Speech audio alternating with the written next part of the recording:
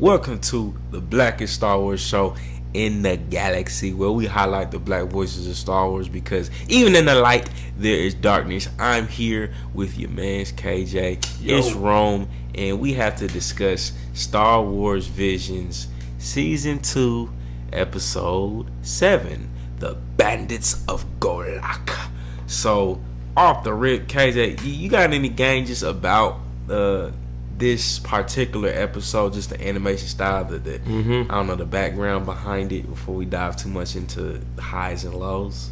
Sure. So, of course, we had Star Wars Visions Volume 2, Episode 7, The Bandit. This one was directed by Ishan Shukla. If I pronounced that wrong, I'm in no bad intentions on it, so I'm sorry. Head to heart. Yeah. So, it just follows two siblings on the run from the Empire. Actually, all three of these episodes are pretty Empire-centric. That's true. Now that I think about it. Yeah. We didn't really see any episodes that was like in the Republic, which I was hoping. Unfortunately, guys. But yeah, pretty much they follow two siblings on the run from the Empire as they search for sanctuary and a better life. We have Rani, who's voiced by Sonal Kusha, and older brother Sharuk by Suraj Sharma. I think somewhere in the article they talked about they were pretty notable in Bollywood. Somebody let me know if that is the case or not. But hey, man, y'all doing great work if that is true. Of course, they're on a train together full of a colorful array of aliens from across the Star Wars universe, notably the Imperial Star Troopers. Sharuk, tries to maintain a low profile. Of course, we know during this time, if you're a Jedi after Order 66, more than likely you went into hiding from the Empire. Otherwise, if they found you, you're done for, bro. You are on their list forever. There's no reinforcements. You riding solo, Han Solo, bro. There is none. If they find out, it's over. That's for your head. So pretty much, just about the potential danger the duo was in. Pretty much, they're on the train.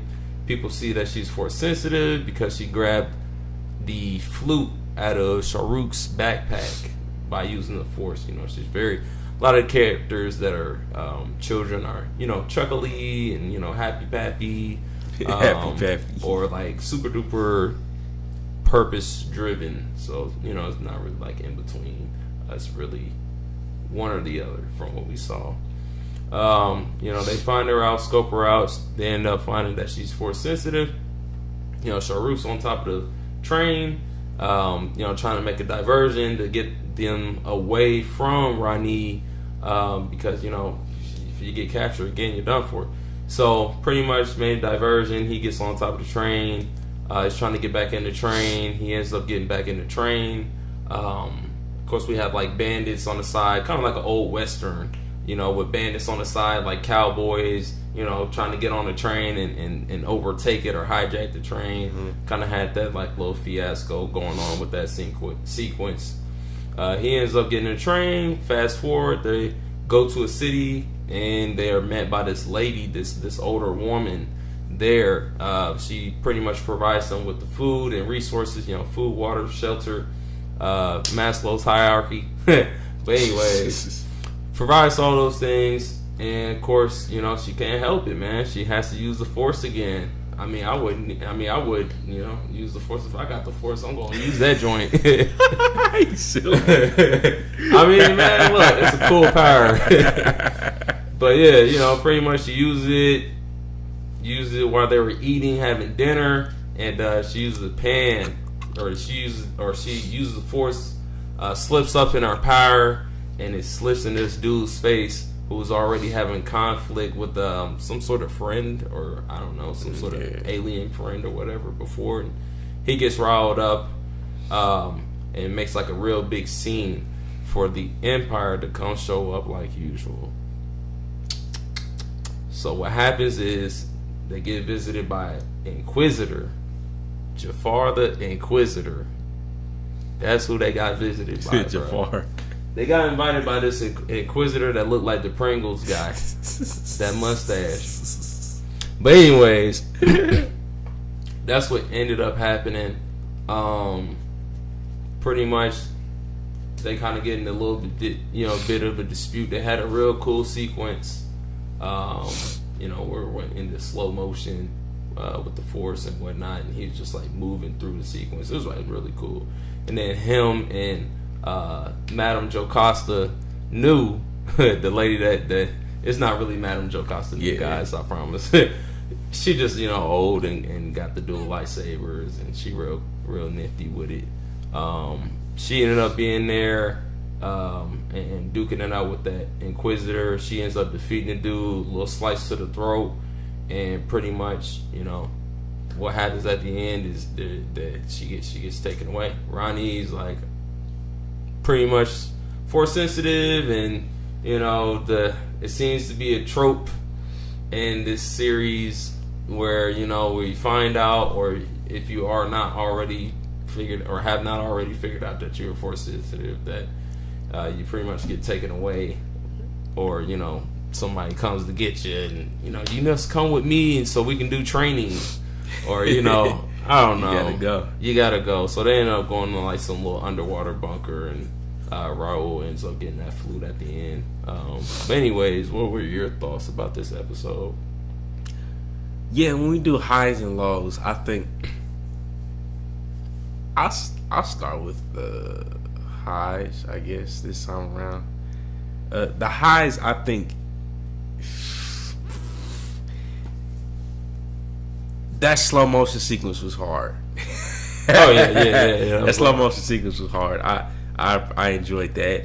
That was a decent little, I guess, switch up. I'm not sure why it went slow motion though. Do we know why?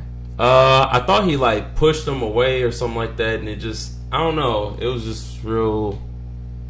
I don't know. It was just a cool sequence. I don't remember how it got composed to that. Yeah, I'm trying to figure out if there was a reason why they made it slow motion. Yeah. Let us know, y'all. Let us know. Maybe. But I say that was a high point of the episode.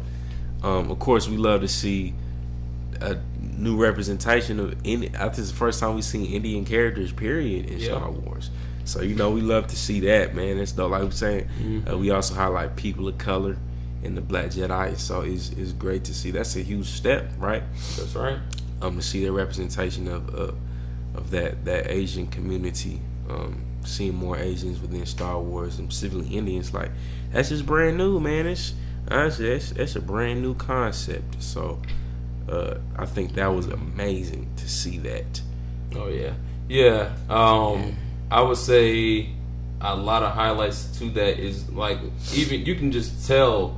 When it comes to the music, when we hear the discography, the OST of it, just a lot of instruments that come from the Middle East, you can just hear in that music, in that score. So that was really cool to hear. Even when we get to that town, like the structure and the overall the city of how it looks. Yeah, it did look very right. You know what I mean? Like even we're in the desert. You can just tell just the structure and all those things. Very festival like. You got different street vendors. People cooking, people celebrating, doing all those things in the streets. Just real, very like a community in a sense.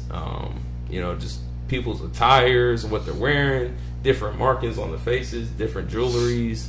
You can just tell like this film, or not film, but this episode was very Indian influence, was really cool, man.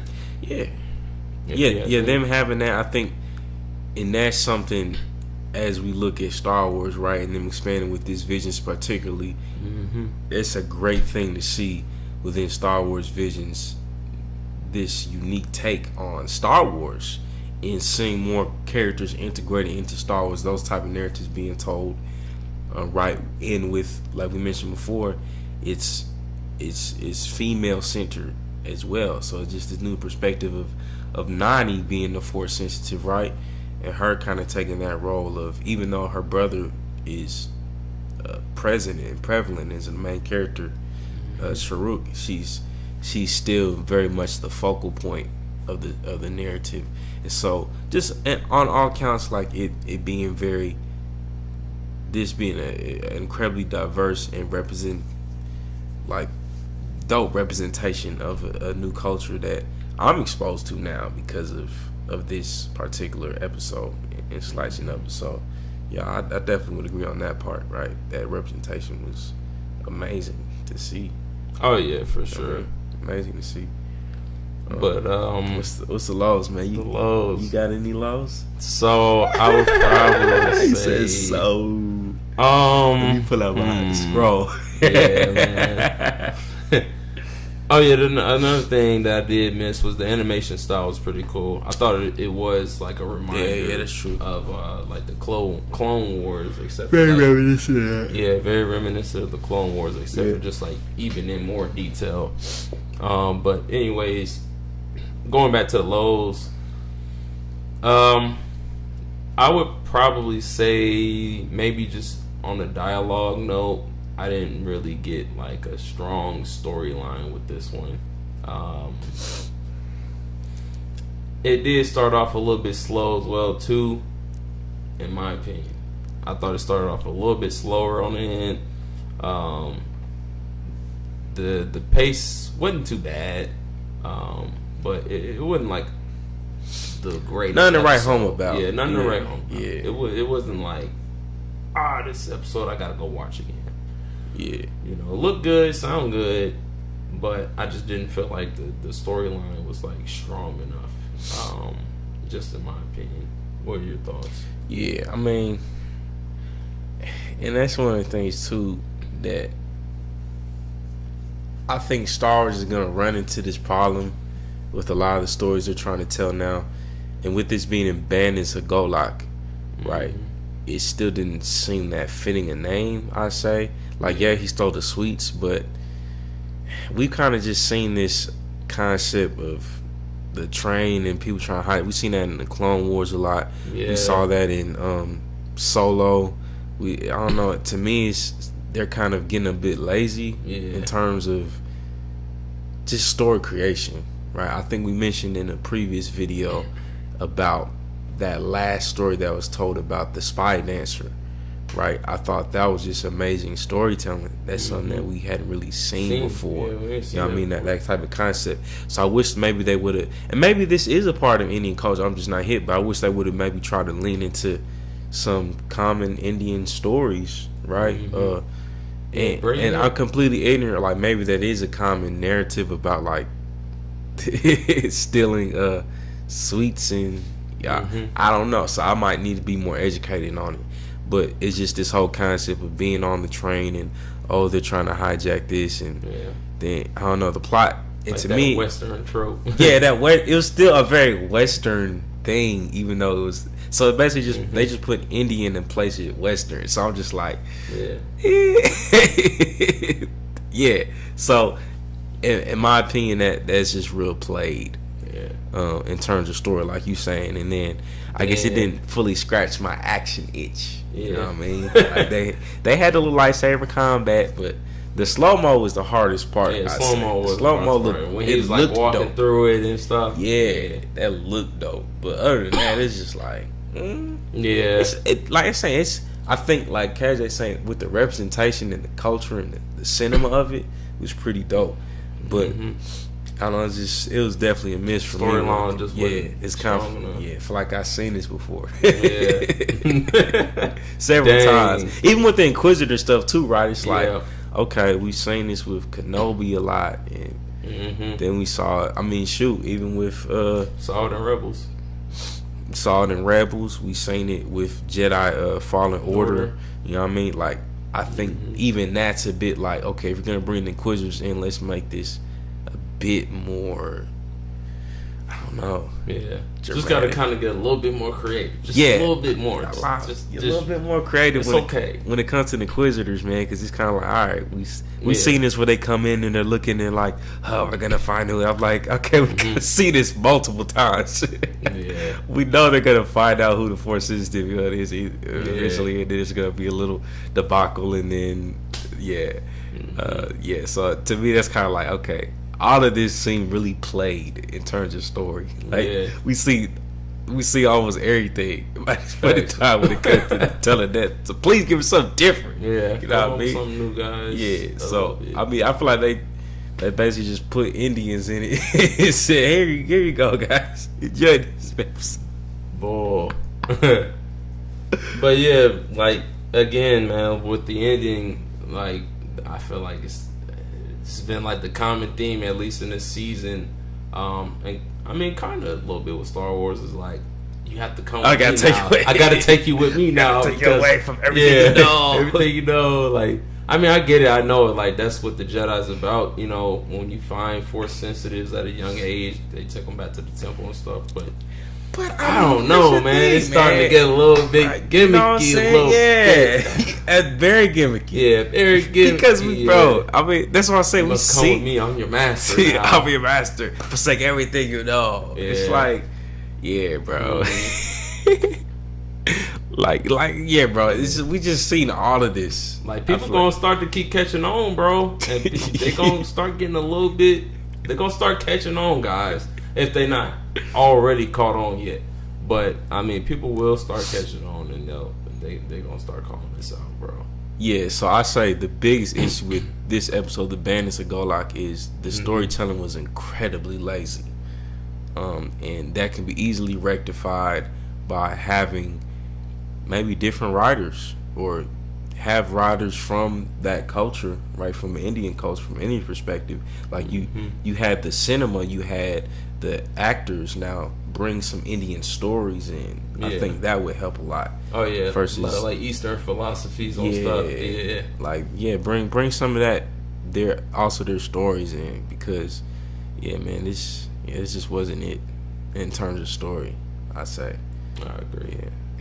So, I mean, with that being said, what do you think you would rate this episode? Ooh, that's tough. The Golak, the battle. Yeah, I think for me, because it came right after the Spy Dancer, this episode, the Bandits of Golak, I have to give y'all a 5.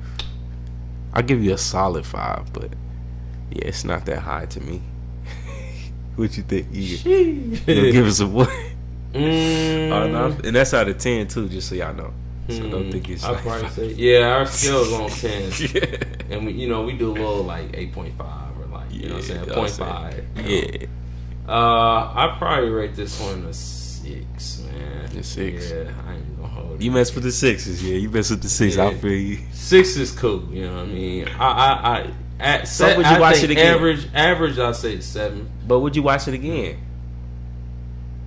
Probably not, man. So you gonna give it a 6 and you not gonna watch it again? I give it a 6 just because of what I'm saying is because of the cultural aspect. Because of the cultural aspect. That thing is carrying it so much for me. I thought the aesthetics of the episode was cool. You know what I'm saying? The storyline just wasn't there. So that's what I'm trying to say. That's what makes me concerned, because it's like we saw this in the Skywalker saga. Right? Yeah. The newest movies. The aesthetics was dope because they got the graphics, they got everything up there. Trash. But the storylines, yeah. So it's like it's this pattern. Yeah. And is that so? Should our ratings yield towards the cinema, or is the cinema tied to the story? Oh, it's a combination, man. It's a combination. You can have a great storyline, but if it doesn't look good, if the cinema not hitting, if it's not. Oh yeah, thinking in this day and age, it might be bad cinematics, bad directing, bad illustrations. If all that stuff is not looking good, think about this: if you have a great creative idea but you don't execute it, would you put that out? It goes both ways. So that's the same thing. Like it can look great and have a whack storyline the same way that it got a great storyline, but it looked trash. It doesn't look good. Like people probably gonna trash. People are gonna trash both of it. Like they're gonna trash both regardless. Like they'll say, "Oh, I mean, the storyline was great, but man, this film was looking awful." I mean, it's kind of like it's like a think about Super Smash Bros. Like, think about, you know what I'm saying, on the GameCube. Like, you can always go back to that game just because of the game. It's great, but, like, when you look at the graphics, it's trash. Yeah, that's the tough thing. And I think that might be the... Maybe that's the whole rub, too, with maybe new age and new generation. A lot of them might be more invested and engaged with the cinema of this. Oh, yeah, for sure. The graphics of it. Because we're a very visual society now. And the storyline... Maybe because also if somebody's younger, they're not hip to all the stories, right? Oh yeah. So I think that also on top of it, maybe that is testament that we're getting short form, old. Bro. Like it's short form, bro. Like you gotta catch people's eye quick nowadays. Yeah, it's so hard. Yeah, it definitely is eye catching. But to me, the story's lacking. But is that just older generation talking when it comes to story? Like, do other people not care about that as much? Because I was hollering that. Shout out to Elijah. He's this other dude I told about, the Black Jedi, had Tease Me Cafe right down the street from us. So if you're watching, thank you for tapping in, Elijah. But he said he didn't really have too much problems with the new series of the Skywalker saga, right? And I mean, he looked like he was a little bit younger. You feel me? If you watch and count your age, you feel me? But I think that's kind of this new generation. Like, yeah, I mean, they haven't really seen that much Star Wars either, right? And so the bar isn't super high in terms of stories. But yeah, I think, yeah, I don't know if I'm just becoming this old man now too, and like a lot of other Star Wars fans is just kind of toxic. I want it to be more open and be dope to the newer generations for sure. But I guess it's that balance. Just the old head of me is like, this story is just whack. Yeah, I agree though. Like, I don't think the storyline was on point whatsoever. Like, cool concept, but yeah, they gotta get that storyline a little bit better. You gotta bring it, man. Especially on, you know what I'm saying, a platform like this. So yeah, overall, that's our ratings. You know, let us know your thoughts. So, what would you rate this episode? Season 2, Episode 7 of Star Wars Visions. This is the Black Star Show in the Galaxy. So make sure that you like this video, subscribe to the YouTube channel, and leave that feedback for us, because we want to highlight the Black voice of Star Wars, and we need your help to continue pushing this forward. Because even in the light, there is darkness. See you in the next one. Peace. My little green friend.